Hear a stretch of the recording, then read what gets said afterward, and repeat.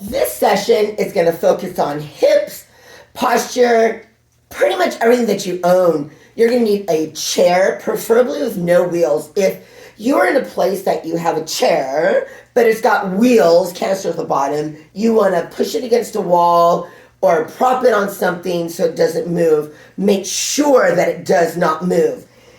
Your sliders, remember when you're using them, the hard part goes on the floor.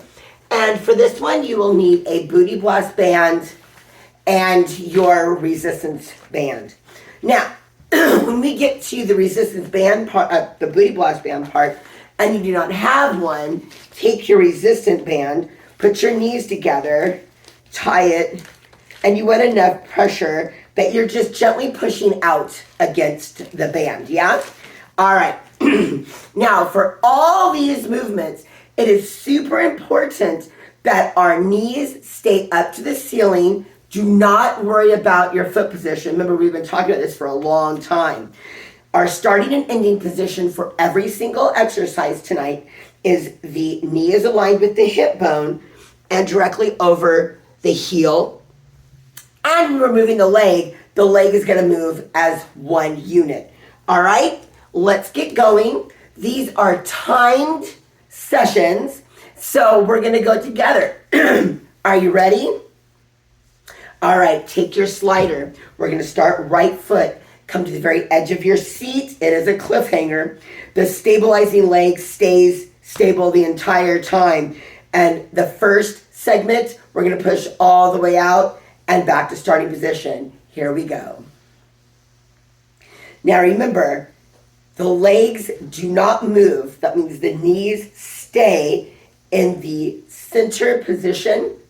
And if you're using a card table chair, it's super cool. I love them because you can take your hands and just grip the bottom of it and pull yourself up into postural position.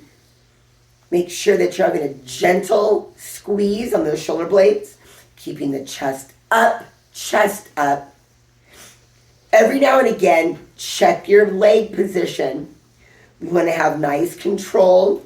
If you're coming out and you're very tight on the back of the leg, do not force it. It's functional. So when you feel the stretch, pull back into starting position.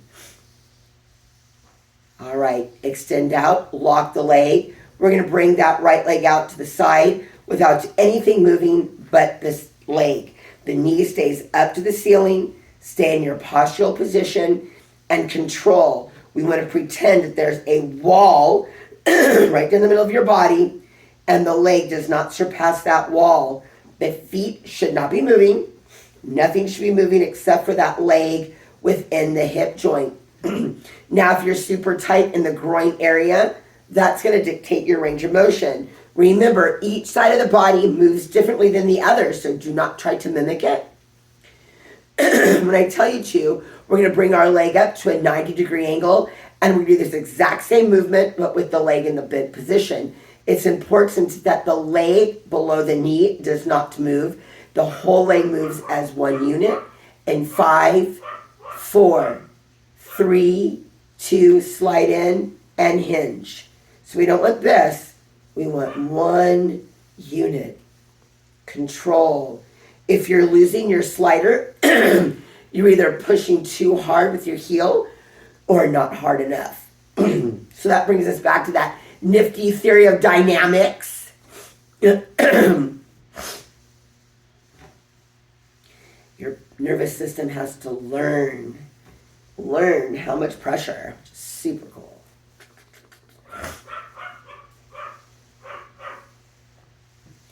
Fluffy's getting jiggy downstairs. Now check your leg. Now at any time, if you're not able to hold your position, stop and move on to the next movement. We have 10 seconds. So remember, everything timed, sets, reps, timing is a goal. All right, left leg, and let's go. Forward push. Same rules apply. Check your alignment. Make sure that if you have to concentrate, that you check where your postural position is too. That's very important.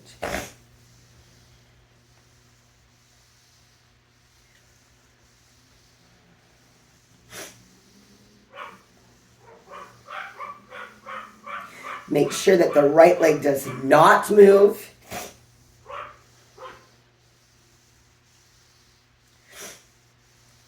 Timing this, come on. Nice and control.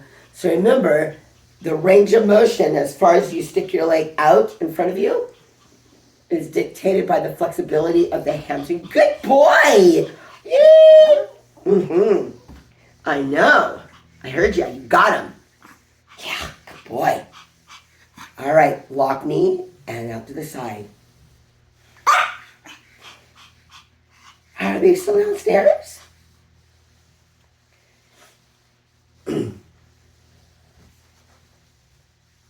Make sure that your foot stays in flexion and the stabilizing leg is not moving to help the floating leg. The floaters are always the legs that are moving when you're doing single leg progressive work. Now the next progression for this workout is taking your booty blast band and putting it on your legs above your knees. And we're actually going to use that for our last movement in this segment.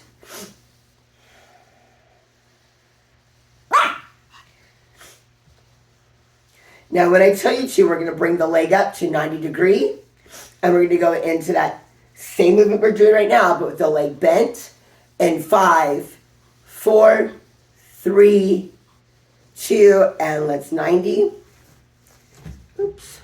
Make sure there's nothing in your way that your slider can get hooked up on. Unfortunately, if you have tiled surface, this might not glide very well. Hardwood floor is probably okay, but we have slate at our house and it just doesn't work very well.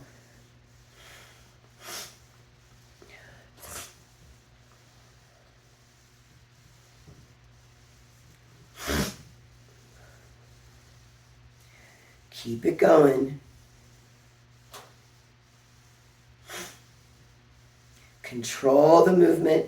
Check your positions, postural and stabilizing leg.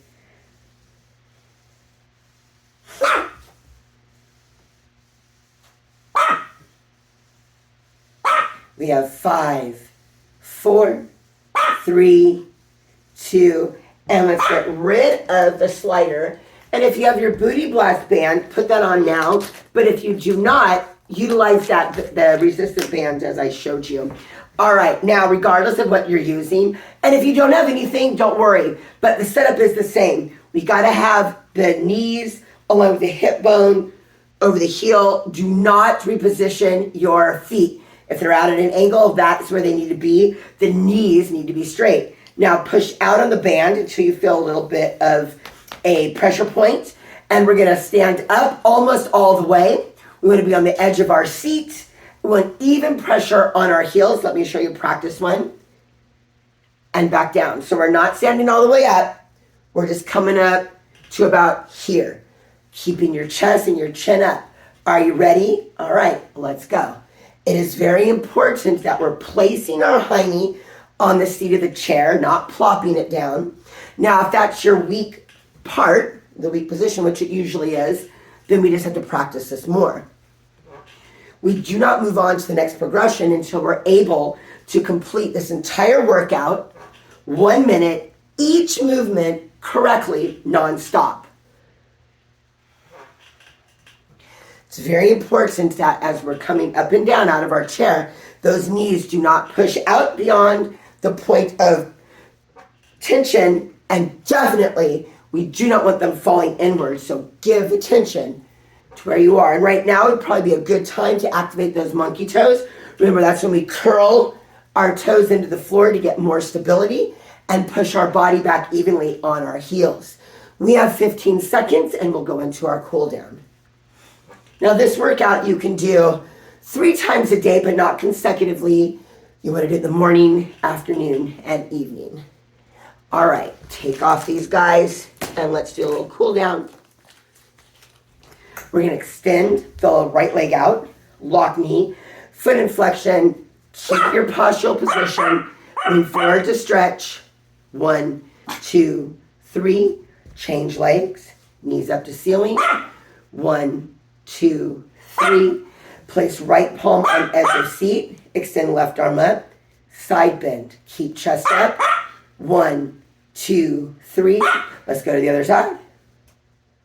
1, 2, 3. Right tricep. Left tricep. Hands and forearms. Place palms on the edge of your chair. Sit up like a stink bug. Make sure you get a nice stretch in the back of the leg. Stand all the way up. Push back for posture. It's important that our palms are pushed down to the floor. Fingers are rotated behind you. All right. I will see you next time for day 2.